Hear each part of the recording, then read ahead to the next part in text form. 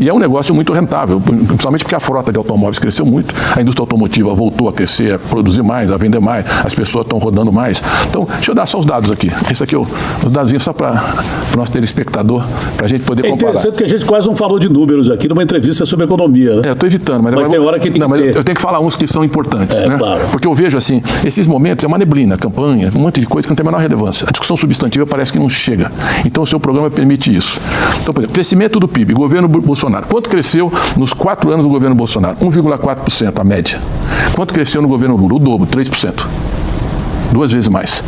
Quanto foi um cenário global completamente adverso. Muito mais adverso que a guerra, e que é o Trump, que é o tarifaço.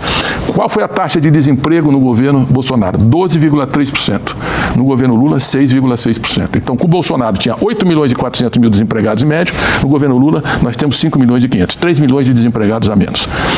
Inflação. Qual foi a inflação no governo Bolsonaro? 6,2% em média. No governo Lula, 4,6%. Alimentos, você lembra da fila do osso?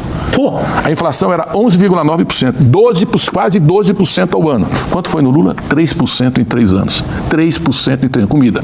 Nós saímos do mapa da fome, é o menor nível de extrema pobreza da história do Brasil e o menor nível de pobres da história do Brasil. E o coeficiente de Gini, que mede a desigualdade, é a melhor distribuição de renda da história do Brasil. É o menor volume de desempregados da história do Brasil. 103 milhões de pessoas contratadas. É o maior número de pessoas trabalhando da história do Brasil. Mas e as contas públicas? Quanto foi o déficit no governo Bolsonaro em média? 2,7% do PIB. Quanto foi no governo Lula? 1% do PIB. É quase 1/3 do que foi no governo Bolsonaro, porque as pessoas falam, o problema do governo do PT é a gastança. Gastança, nós reduzimos para 1/3 do que era no governo Bolsonaro. Eles gastavam 20,2% do PIB, nós gastamos 19% do PIB e ainda herdamos todo um passivo fiscal novo. Só de precatórios eram 94 bilhões de reais. Como reduzir esse gasto? Como é que vocês reduziram esse gasto? Não, é difícil. Eu acho. O governo gasta muito. Eu tenho uma visão, talvez seja muito própria, e estou mostrando no BNDES que é possível, né? Reduzir despesa, aumentar a receita, dar resultado, porque fala que a estatal é ineficiente. No BNDES não teve um momento como esse, nenhum outro momento da história. Um resultado desse tamanho, um volume de crédito desse tamanho, e nós não temos uma taxa subsidiada que tinha no passado. Só 25% do nosso crédito. Esse ano, 35% por uma razão. Porque por causa do Brasil soberano, tivemos o Rio Grande do Sul, nós temos a renegociação da dívida agrícola. O BNDES, tudo que é programa complicado hoje vai para o BNDES resolver. Então aí tem taxas diferenciadas. Inovação, porque é uma área de fundo clima, toda a parte de economia verde, o fundo Amazônia. Então nós temos alguns recursos que são diferentes. Mas 2/3 do crédito do BNDES é taxa de mercado, é engenharia financeira.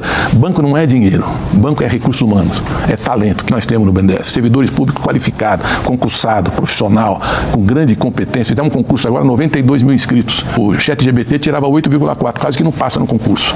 Então é isso que faz a diferença de um banco público. Agora, nós precisamos comparar o governo Bolsonaro com o governo Lula. E o que eles quiserem comparar. Eu estou falando do BNDES, mas o que quiser, emprego, crescimento, inflação, contas públicas, não tem como comparar. Então a imprensa precisaria fazer um jornalismo que permita esse debate qualificado.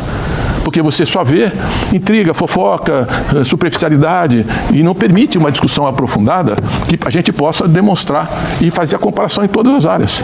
Então, o governo do presidente Lula, foi a reconstrução do país. Foi trazer de volta programas que foram desmontados. Minha Casa Minha Vida, aqui tem farmácia popular, programas novos para a juventude, como o Pé de Meia, que está permitindo que a juventude não abandone aquele nem-nem. Diminuímos como nunca o nem-nem, que não trabalha nem estuda, porque a educação é o passaporte para o futuro. Quem estuda pode escolher, estuda muito, vai escolher o que vai fazer. Quem não estuda é escolhido ou não. Então nós precisamos de educação, de ciência e tecnologia. Esse é o caminho do desenvolvimento. Então eu acho que nós podemos, eu vou me empenhar muito em fazer um debate com quem eles quiserem, para debater resultados, entrega. Não é fake news e lorota de internet, que você pode criar qualquer coisa. Com inteligência artificial, então você cria qualquer coisa.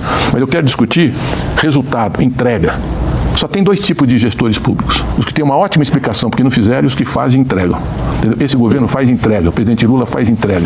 E é por isso que nós estamos prontos para essa discussão. E mesmo nesse cenário de adversidade, nós estamos respondendo. E ainda bem que nós temos Lula com a estatura, o tamanho e a dignidade. Tem um sujeito que entra na ONU, fala tudo que o mundo queria falar e não tinha coragem, nem a União Europeia, para todo aquele tamanho, não teve a dignidade e a firmeza que o presidente Lula teve.